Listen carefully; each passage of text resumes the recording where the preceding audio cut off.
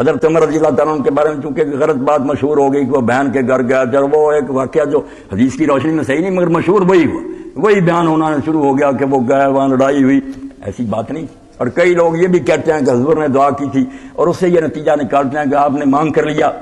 حالانکہ ان کے فضائل بڑے ہیں، تو غلط باتیں دین میں ان کو چھوڑنا چاہیے۔ اب ایک طالب علم نے مجھ سے سوال کیا کہ مولانا حضور نے کہا کہ اللہ عمر بن خطاب یا عمر بن سامنے سے کسی ایک کے ذریعے میری مدد کرے، اور حضور کا کیا بیٹتا تھا، آپ دونوں کے لیے کہہ دیتے، آگے اللہ کی مرضی جس کو مناسب سمجھا جائے، حضور نے یا کیوں کرنا؟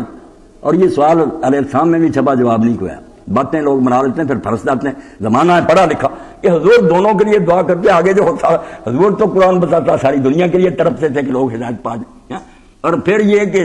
کہا کہ جب عمر رضی اللہ عنہ کے اندر طلب ہی نہیں تھی، قرآن تو کہتا ہے، یہ طالب علم کا سوال تھا، یہدی الیہ من اناب، اللہ کا اصول تو یہ ہے کہ وہ ان کو ہدایت دیتا جو چاہتی۔ یہ حضرت عمر تو کافر تھے، مسلمانوں کو مارتے تھے، صرف دعا کی اور یہ بغیر طلب کے ان کو مانگ لیا، یہ کیا ہو؟ تو اصل میں باتیں غلط مشہور ہو۔ ہوا کیا؟ دو واقعے حضرت عمر رضی اللہ عنہ کے اسلام کی طرف کھینچ رہے، طلب پیدا ہوئی تو اللہ نے نام دیا، ورنہ وہ خواہ نہیں، وہ غنی ہے، محتاج ہی نہیں۔ عمر کافر مرے، اللہ کا کیا بیٹتا، اتنے مرے ہیں، خدا کا کوئی نقصان ہوا نہیں، طالب۔ تو ایک واقعہ تو یہ ہوا کہ جب حضرت حبشہ کی رسول کریم علیہ السلام نے اجازت دی تو حضرت عمر رضی اللہ تعالیٰ عنہ کی عزیزہ تھی، لیلا ان کا نام تھا، وہ اور اس کا خاوند سامان باندھ رہے تھے۔ اب حضرت عمر رضی اللہ عنہ کے گھر گئے اور دیکھا کہ وہ لیلا سامان باندھ رہی، جنہوں نے پوچھا لیلا یہ کیا ہے، کیا کر رہی؟ اس نے بڑے درد انگیز پیرائے میں یہ بات کہی کہ عمر یہاں تم نے اللہ کی بات ہمارے لیے مشکل کر دی، جینا حرام کر دیا، یہ ہمارے گھر سنبھالو، جائیدادیں سنبھالو، ہم یہ سب کچھ چھوڑ کر پردیس جا رہے ہیں۔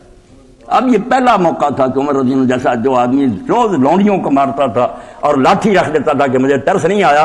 صرف تھک گیا، خبر لیتا،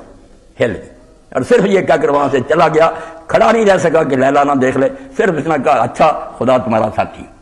مگر آنسو آ گئے کہ ہمارے برابر کے شریک ہیں، جائیدادیں ان کی، کیا دیکھا ہے ان کے سب کچھ چھوڑ کر جا رہا ہے، پتہ نہیں وہاں پردیس میں کیا خاک چھان نہیں پڑے۔ اور دوسرا واقعہ خود بیان فرماتے ہیں کہ میں ایک دن حرم شریف کی طرف نکل گیا، ارادہ تو تھا کہ نیند نہیں آ رہی، شراب پی دکان پر، وہاں ساتھی نہیں کو ملا، میں حرم شریف کی طرف گیا تو رسول کریم علیہ السلام رات کی نماز پڑھ رہے تھے تہجد، اور تھوڑا تھوڑا بلند آواز سے قرآن پڑھ رہے، سورہ الحاقہ تھی شروع،